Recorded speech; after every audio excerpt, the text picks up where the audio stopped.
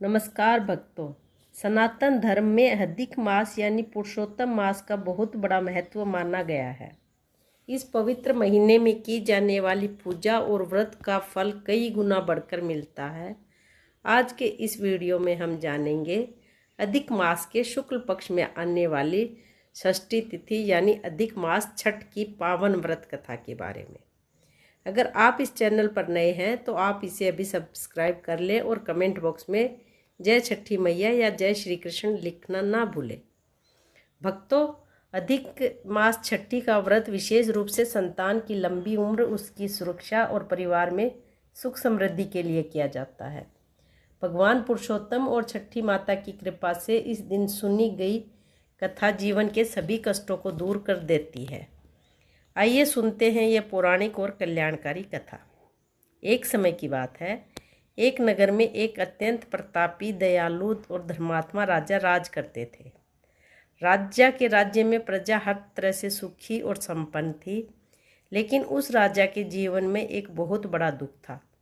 उनकी कोई संतान नहीं थी। संतान न होने के कारण राजा और उनकी रानी दिन रात उदास रहते थे। उन्होंने कई यज्ञ किए, दान पुण्य किए, लेकिन उनकी सोनी गोद नहीं भरी। एक दिन राजा के दरबार में एक पहुंचे हुए तेजस्वी साधु महाराज पहुंचे। राजा ने उनका पूरे आदर सत्कार के साथ स्वागत किया और अपनी व्यथा उनके सामने रखी।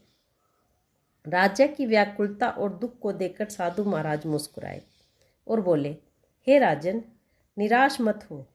तुम्हारे भाग्य में संतान का सुख अवश्य है, लेकिन इसके लिए तुम्हें एक विशेष अनुष्ठान करना होगा। राजा ने हाथ जोड़कर पूछा कि हे ऋषिवर, कृपया मुझे उस उपाय के बारे में बताइए, मैं उसे अवश्य पूरा करूंगा।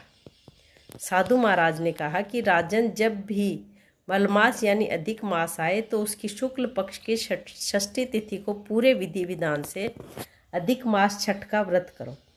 इस दिन माता छठी और भगवान पुरुषोत्तम की पूजा अर्चना करने से तुम्हारी मनोकामना अवश्य पूरी होगी।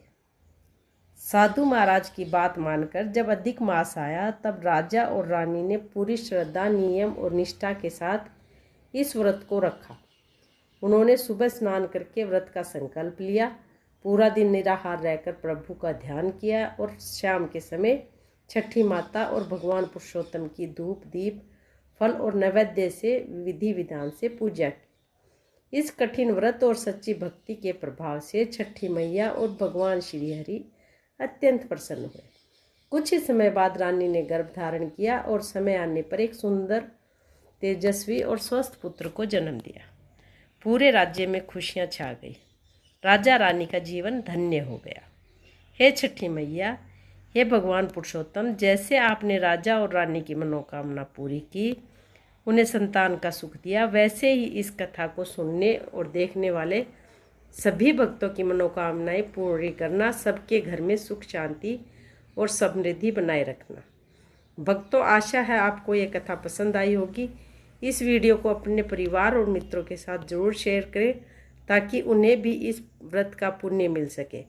मिलते हैं अगले वीडियो में, तब तक के लिए बोलिए छठी मैया की जय, भगवान पुरुषोत्तम की जय।